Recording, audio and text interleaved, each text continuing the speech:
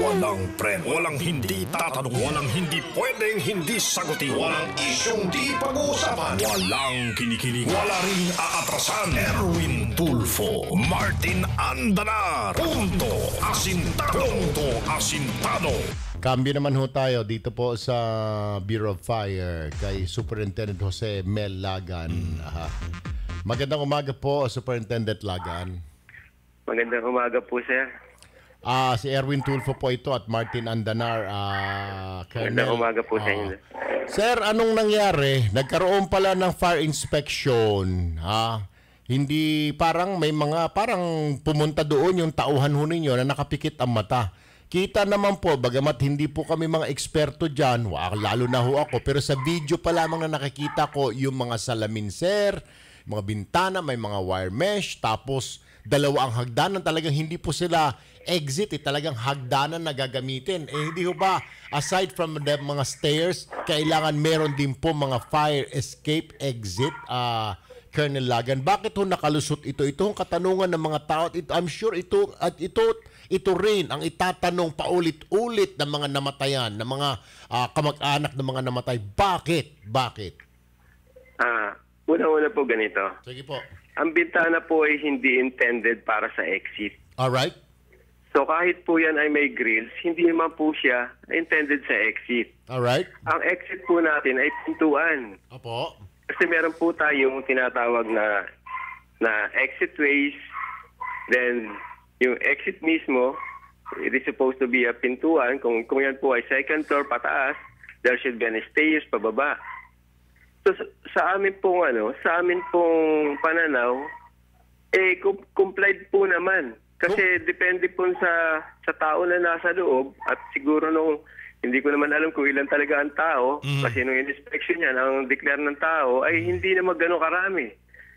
So, tingin namin wala naman kaming naging pagkukulang dito kasi malaki naman ho yung hagdanan at yung layo ho na magkabilang hagdanan ay sufficiente naman. Hindi po ba naisip po ng ninyo na paano na lang kung masusunog itong dalawang hagdanan? How will they come down, sir? I mean, pasensya na po kayo. Alam ko kayo hong eksperto dito, ako hindi. Pero common sense dictates, Colonel Lagan, na pag nasunog na po ang hagdan, wala rin pong iniwan. Sabihin natin sa bahay niyo po kung kayo may second floor. Abay, meron kayo, malaki yung hagdan ng pababa, Erwin paano ho? Wala na hong daanan. At saka, ang bintana po, pagkakaalam ko, as far as I know, sir, pwede kang lumabas dapat sa bintana kung talagang wala hong exit. Pero bakit pinayagan po na yung bintana halos 6 feet pa yung taas? Hindi mabuksan. Hindi rin mabuksan. Kaya nga window window. Colonel Lagan, I'm sorry, sir. I beg to disagree with what you're saying na wala kayong nakikitang violation. Pero ako, being a layman, kami po rito, hindi kami eksperto dyan. Pero I really believe there was something wrong. Doon po sa inspeksyon ninyo, maaring yung inyong inspektor, nakapikit ang mata nung pumasok sa pabrika na yan. How can you do that? Alam mo naman natin na ito po ay pabrika, may mga tao magtatrabaho, kay 3 tao, kay 4 na tao. Ganito po ang provision natin na exit. Sige po. Kasi nga po, ang bintana po, nakikita natin sa mga bahay natin na ginagawa natin na nagbibigay tayo ng window exit. Tama. Nagbibigay ho tayo niyan. May grills ho ang bintana. At yan po, ay nilalagyan natin ng window exit sa mga residential po. Correct. Tapos, nilalagyan ho natin ng ladder na hindi nakadiretso sa baba na pwede namang, kasi sabi nila, baka pag diretso sa baba, umakyat naman na magnanakaw. Correct. So, may mga nilalagay tayong ganun. Tama. Sa mga bahay. Tama.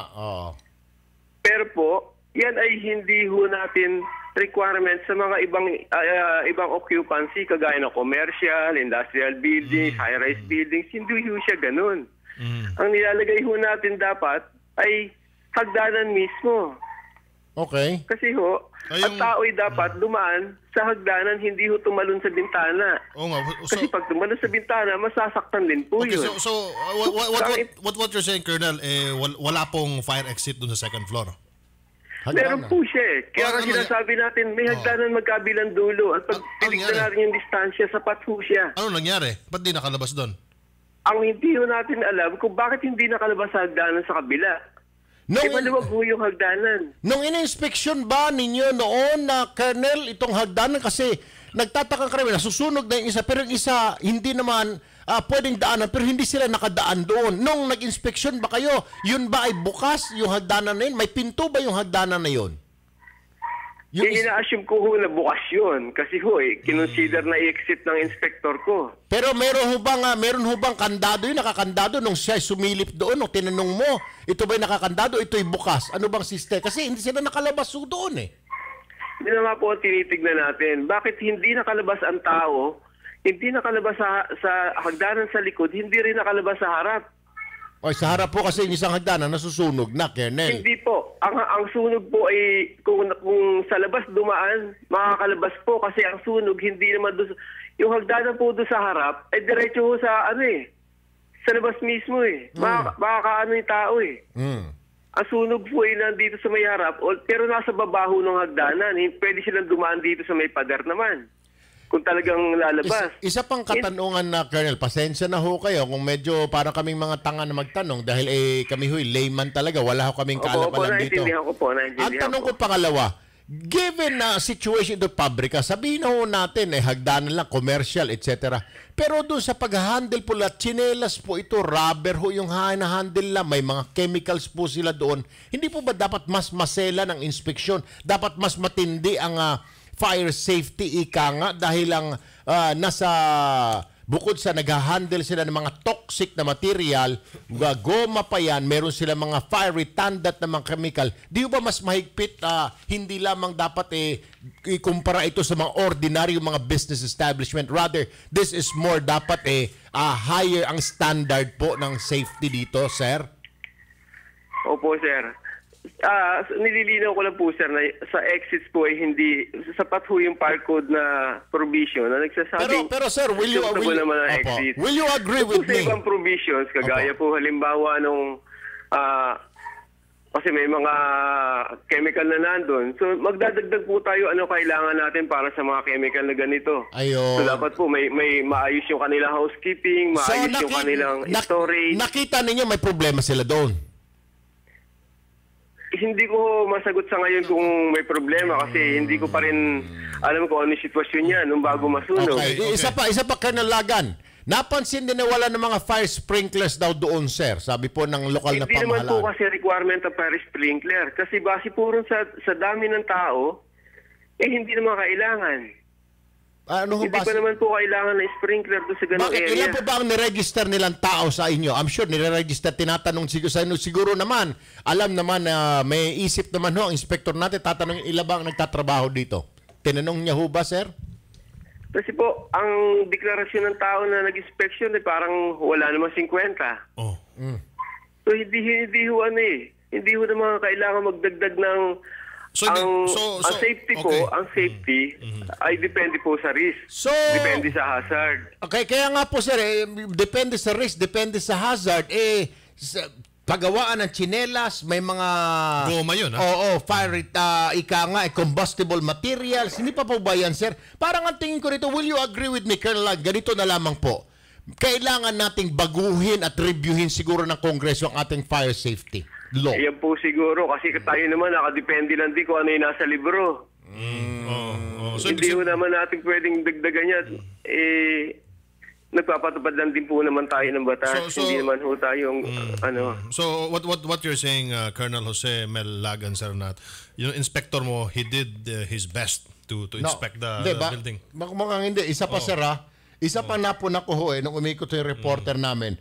Hindi kagaya ho niyan, industrial ho yan. Dapat po, sir, di ho ba meron silang mga fire hose dyan para sila mismo to combat the fire o may mga sapat sila mga extinguishers? Bakit ang sabi po ng reporter yung na-interview niya, sinabi rin may-ari, kumuha ka ng tubig doon sa banyo.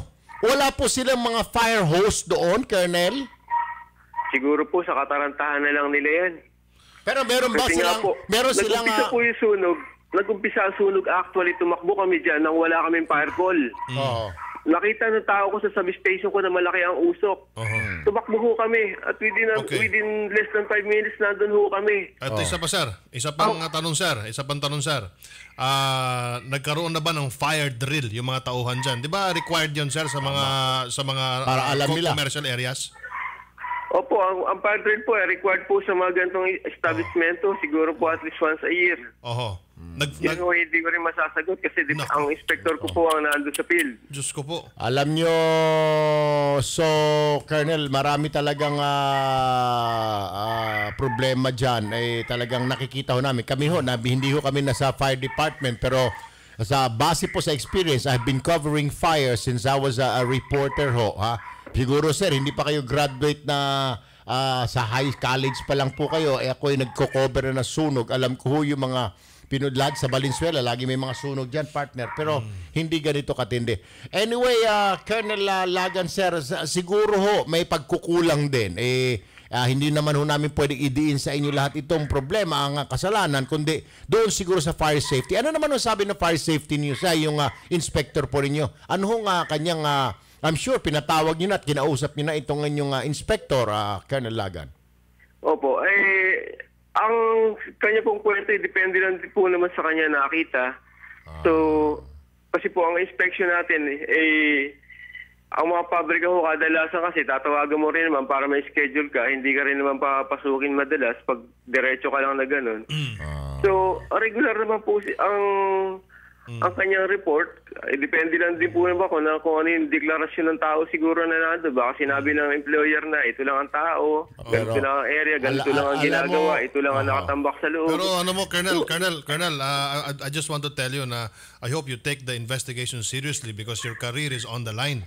At saka, yes, sir. I understand, sir. Ito, sir, hindi namin, hindi namin pinagwawalang bahala. Tama. Kasi nga po, hindi rin namin gusto na kami rin na masisi. Kasi nakikita naman natin, nagtrabaho kami, nandiyan kami simula hanggang sa natapos. Hindi po yun, sir. Hindi po yun Trabaho pa talaga ninyo pag may sunog, kaya nga po kayo tinawag na firefighter. What my point, Colonel, listen to me and listen good.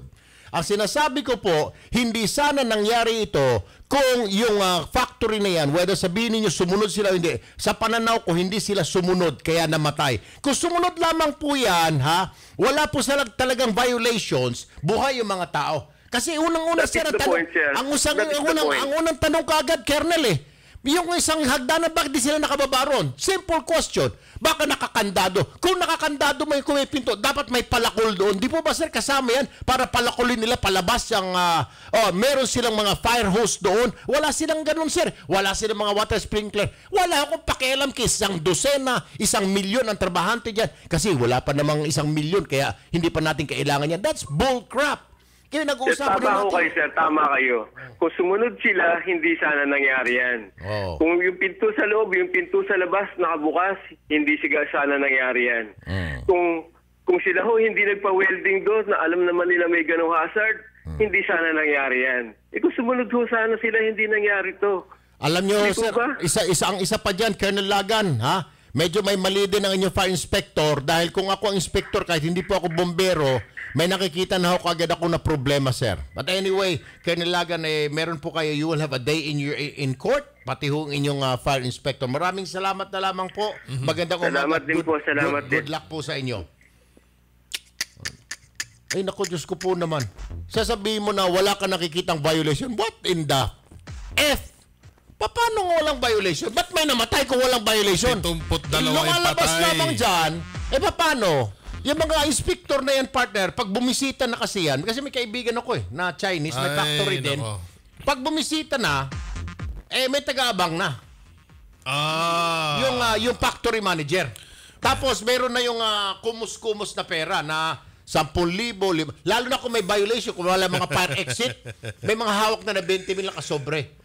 Bago pa lang pumasok sa inspector, inaabot na yung sobre. Pangkape po, sir. Meron pa racket yan. Meron. Pag bagong tayo, o di kailangan ng fire extinguisher. Kaya nga. May kailangan ka bumili doon sa fire extinguisher. Yung kumpanya na nakarehistro sa amin. Na mahirap lang sabihin ng rekta kay Colonel Lagan, pero kayo naman, sir, ginagawa nyo kaming tanga.